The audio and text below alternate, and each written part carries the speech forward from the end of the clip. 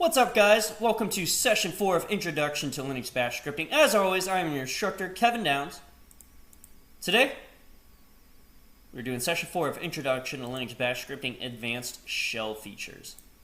Last session, we went over shell script features and capabilities, creating and running a script, working with variables, environmental variables, working with data types such as formatting, base conversion, and setting special attributes, input and output techniques, conditional constructs such as if-then and else-if, and looping constructs such as for, while, and until, and basic operators. Today, we're going over manipulating strings, writing and calling functions, controlling process priorities, interpreting command line arguments, making scripts interactive, special shell variables, advanced input-output with streams, and improving performance of scripts.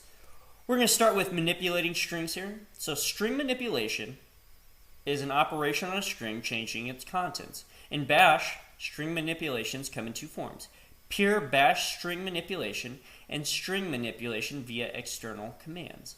Here we will touch on both types of string manipulation. So suppose that we have a variable in Bash holding a string we wish to manipulate.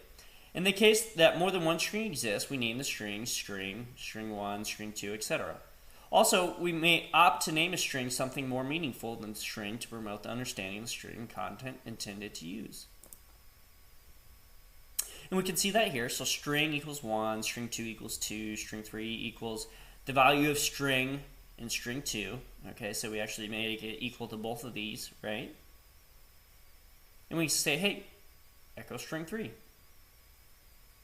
And we can see we can have other ways of manipulating this. So strings equals 1 and 2. Okay, and we can echo string here.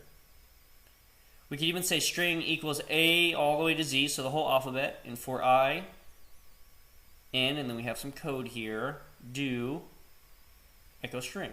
Done. Okay. It's going to say string A, B, C, D, E, F, all the way to Z. Okay, so that's just kind of how we can manipulate strings here. Remember, strings are just characters and letters, okay, not integers such as 0, 1, 2, etc.